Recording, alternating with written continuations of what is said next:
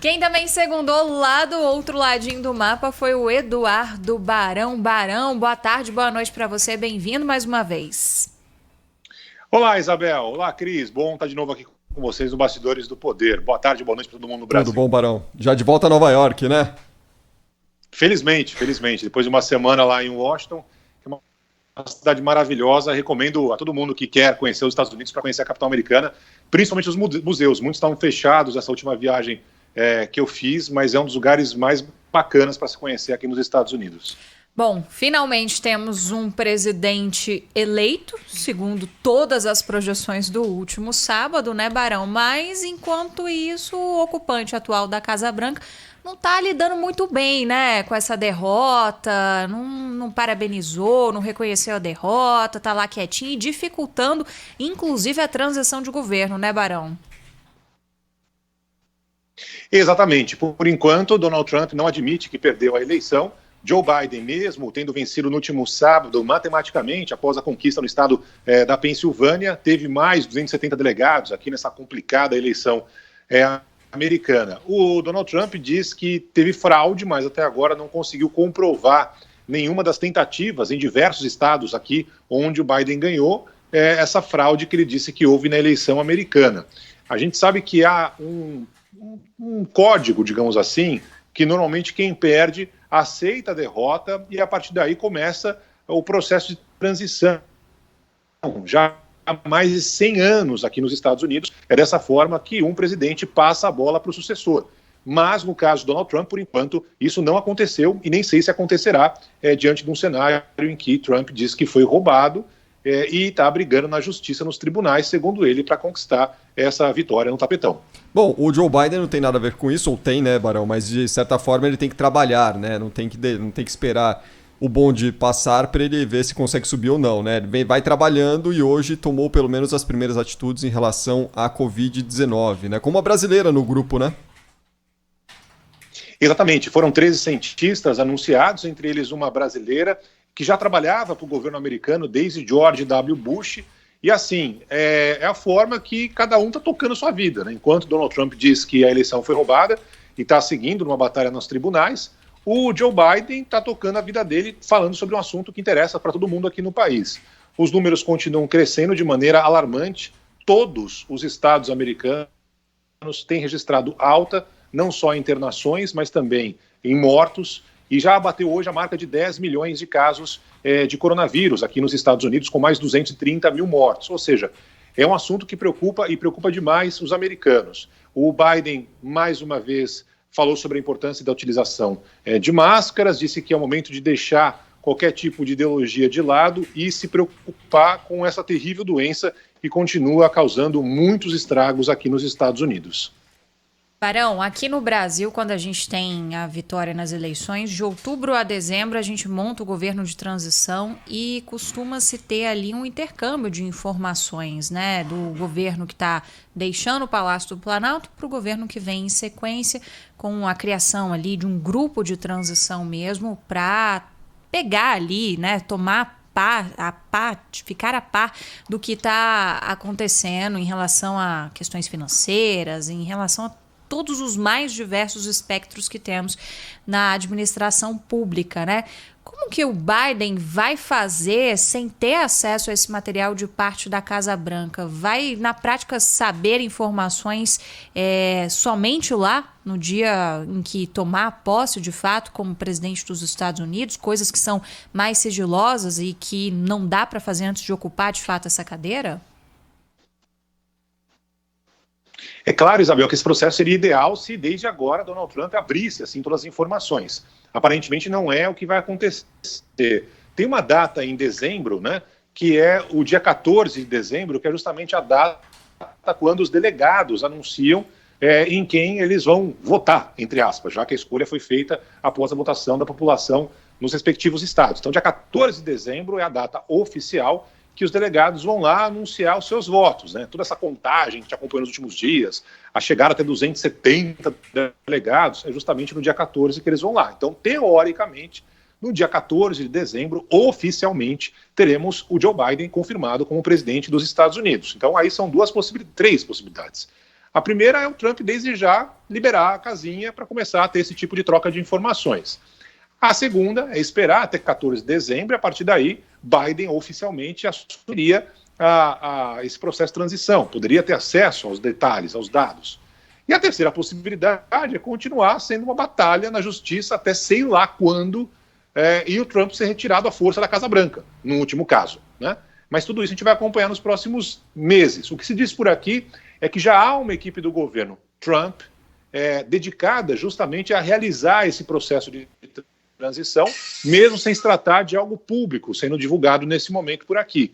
Então, é o que se tem de informação. Então, Trump não anunciou isso oficialmente, mas já teriam alguns integrantes do governo dele preparados para realizar esse processo, o que normalmente acontece. Detalhe, esse grupo que assumiria do Biden já teria recursos, já teria dinheiro sendo disponibilizado para esse pessoal trabalhar. Assim que funciona normalmente. Mas agora não dá para saber como vai acontecer, não. Pois é, que coisa, né? A gente vai conferir na prática como é que vai ser e você vai contando pra gente por aqui. Enquanto isso, Donald Trump continua presidente, obviamente, inclusive tá fazendo mudanças na equipe dele, né, Barão? Por que ele demitiu o secretário de defesa, hein? Ele já vinha não se bicando, um não se bicava com o outro muito, Thaís. Não é a primeira demissão do secretário de defesa. Thaís, não, desculpa, Isabel. Imagina. Não é a primeira demissão do secretário de defesa que a gente acompanha por aqui. O secretário de defesa que estava no poder, ele criticou, por exemplo, quando o Trump queria colocar tropas nas ruas em protestos de civis. Ele falou, não é o caso, a gente vai ter briga de americano com americano, aqui não é a situação ideal. Ele não gostou também quando o Trump usou as tropas ali da Casa Branca para avançar sobre a multidão, para ele parecer uma cena ali em frente a uma igreja que tem do lado da Casa Branca. Ou seja, eles já não vinham se bicando há muito tempo. É claro que esse momento, trocar quem manda na segurança do país, digamos assim, depois de não aceitar oficialmente passar a administração, os detalhes nesse processo de transição para quem ganhou a eleição, é algo estranho, para te falar o mínimo, né? Mas parece que realmente era uma desavença que os dois tinham neste momento, e quem está assumindo não tem tanta experiência assim, o que deixa o país um pouco vulnerável. Os Estados Unidos sempre é alvo de ataques. Mas enfim, tomara que nada de mais grave aconteça, e vamos ver se Trump sossega o facho, se até janeiro do ano que vem, daqui a pouco troca de novo o responsável pela segurança aqui nos Estados Unidos. Se eu não abrir o microfone, eu não falo. Ô, Barão, me deu uma curiosidade aqui, eu resolvi abrir o mapa do New York Times, que foi nosso parceiro aí durante toda a apuração lá nos Estados Unidos, nos Estados Unidos, né?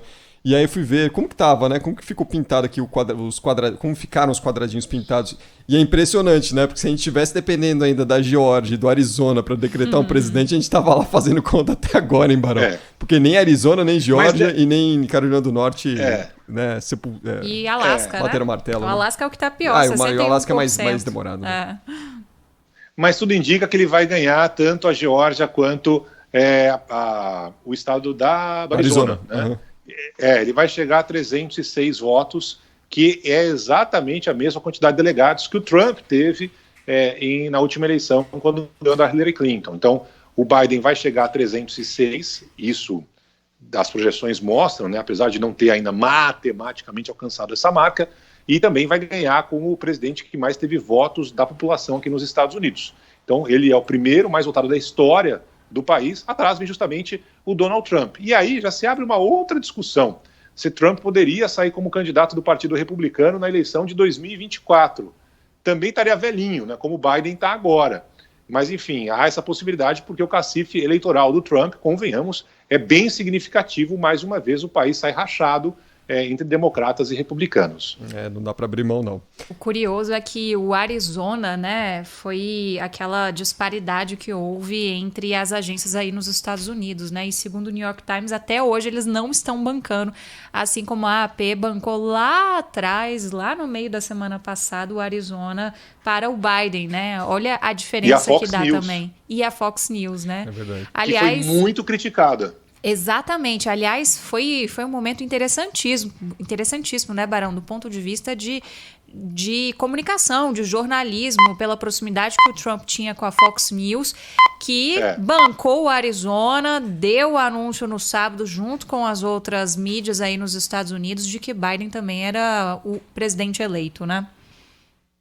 O Arizona, a Fox News deu na terça-feira quase, né? Um negócio inacreditável, enquanto as outras foram mais precavidas, né? Até porque, como já aconteceu em outros estados, o Biden deu uma esticada, depois o Trump foi correndo atrás, e até agora está assim. O Biden continua à frente, mas o Trump vem diminuindo a vantagem. E foi muito criticado a Fox News porque é uma rede ligada aos republicanos, ligada em especial ao Trump. Mas tanto a Fox News quanto um outro jornal aqui de Nova York, ligado, tem o mesmo dono, né, já meio que abriram espaço para a vitória do Biden nessa eleição, matematicamente. Nesse instante, o Trump está bem isolado nessa história de que a eleição foi roubada, inclusive por integrantes do próprio partido dele, o republicano, entre eles o ex-presidente George W. Bush, que já deu os parabéns a Joe Biden. Até o Bush. E só para a gente não deixar de fora dessa nossa conversa, um personagem central dessas eleições se chama Kamala Harris, uma mulher negra, de origem asiática também, que é a primeira mulher vice-presidente dos Estados Unidos e ainda reúne todas essas outras características, o que torna essa eleição ainda mais interessante, né, Barão? Sem dúvida nenhuma. Kamala Harris conseguiu votos importantes. Depois, para quem gosta de corrida eleitoral, é muito bacana acompanhar. É diferente acompanhar acontecendo em Atlanta, né, na Geórgia. Vários movimentos de grupos de negros ligados a igrejas evangélicas que conseguiram uma virada impressionante nesse estado que tradicionalmente vota em candidatos republicanos. Então, foi algo que chamou a atenção também, esse movimento na Geórgia, justamente por causa dos negros ligados a igrejas evangélicas por aqui. E a Kamala teve papel fundamental nessa história como um todo. E você pega o mapa, Isabel, da história dos Estados Unidos, né? Opa. Perdemos. Primeira mulher branca é algo acreditável, né? Eduardo Barão de volta a Nova York, sempre conosco aqui nos Bastidores do Poder. Barão, valeu, boa semana para você e a gente vai se falando. Obrigada, Barão. Vamos lá, muito obrigado, bom trabalho para vocês no Brasil. Valeu. Para você também por aí.